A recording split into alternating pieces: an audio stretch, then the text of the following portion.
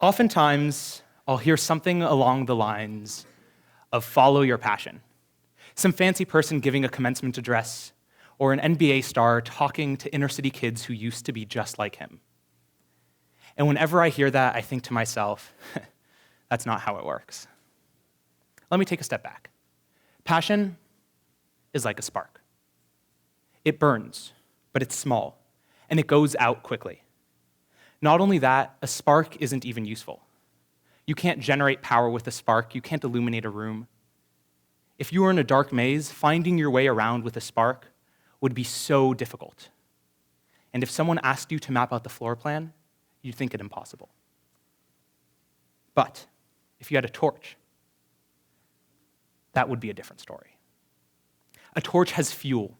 It burns bright. It takes that spark and lights it, sustains it, uses it for some greater purpose. Everyone has that spark, but how can you make a torch to sustain it?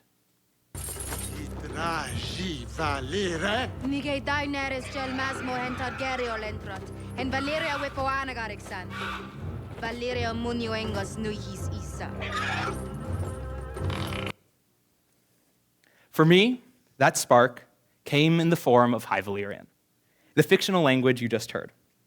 When I heard that clip, I was instantly enthralled by the prospect of constructed languages. But how could someone like me, knowing nothing, go from hearing a language like that to making one of my own? Before we jump in, it's important to note that a group of Stanford researchers recently found that just following your passion actually makes you less successful. People tend to give up more easily if they follow their passions. And so they accomplish less. It's because they assume that their spark, their passion, will lead them to success, when in reality, that spark goes out. Instead, what people need is a torch, something that sustains their passion. So, without further ado, here are my 4 steps to lighting your torch. Step 1, find your spark. Now, everybody is passionate about something. Finding that spark is the easiest piece. But part of finding your spark is understanding that the journey to creation will be hard. One of the key points that our friendly neighborhood Stanford researchers pointed out was that people think passion makes things easy, when in fact it is exactly the opposite. Being passionate about something makes it more difficult, specifically because people expect it to be easy. So, if you disillusion yourself early, you'll be able to work harder. Part B of step 1 is to understand that you know nothing. There's a vast, almost endless maze of knowledge out there, and it can be easy to get lost in it all. If you go into that maze knowing that you have no idea where the twists and turns are, you'll do better.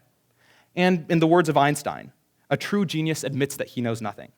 So even if we aren't geniuses, understanding how little we know and how hard the journey will make us that much more successful.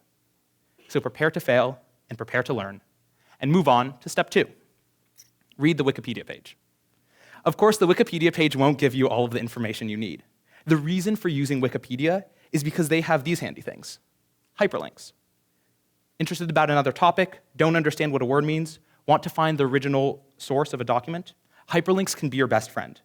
Often, it only takes a couple of seconds to go from reading the article about conlangs, to learning about phonology, to learning about phonotactics, and soon enough, you've learned how to construct a word, all in the span of maybe 5 minutes. The point of this step is twofold. First, you get that understanding of the topic. You learn the significance of certain achievements, a brief history, important players in the field, and so on. But second, you learn the lingo. It's a lot easier to find something if you know what you're searching for. And it also makes it a lot easier to learn and communicate. Which brings me to step 3, talk to the experts. I have never met a professor who has turned down the opportunity to talk to me. Oftentimes, all it takes is a quick search on the university's websites for the department you're interested in. That's how I found Jan Juravsky, a linguistics professor at Stanford, a recipient of the MacArthur Genius Grant and one of the top people in his field. So why would he want to talk to a random high schooler like me? Well, it turns out he graduated from Los Altos High. But even if your expert didn't graduate from our high school, most academics spend their entire lives learning a very specific aspect of a very specific field. And when a high schooler comes to them and says, "Hey, I think what you're doing is cool. Tell me more about it," they freak out. I mean, who in here wouldn't want to talk about their life's work for 30 minutes to somebody who actually cares? One of the most important parts of this step is pitching your project to the expert.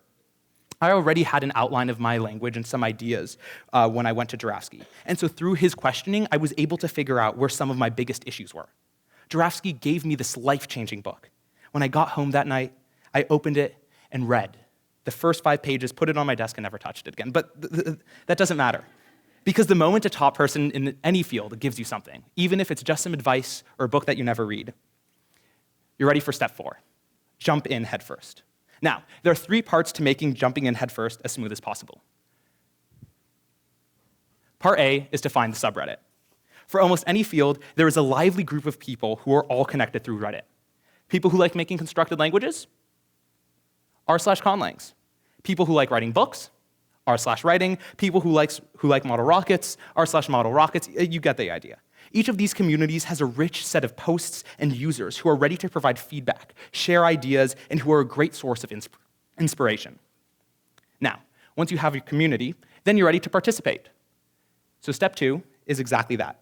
Figure out what you're actually doing. I started by creating some cool phrases. I wrote some English poetry, trying to find a way to put together some phonemes into nouns and verbs. Eventually, I had my idea. And it was then that I decided to write my introduction. Ileonic is a fictional language of a fictional location, Illyria. Illyria is a complex place, and therefore so is the language. Ileonic is a synthetic agglutinative language, meaning it adds syllables to add and specify meaning. So, you found your community, you've picked your topic. Now, it's time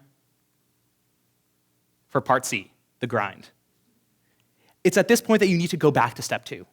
Maybe this time the Wikipedia search leads you to a book, a piece of citable literature. I picked up this book by a man named Rosenfelder. Then talk to your expert again. Keep that dialogue alive. And once you've done that, jump in headfirst, again, and again, and again. Keep repeating the cycle of listening to mentors and applying their feedback. Keep talking to peers and friends about your crazy idea.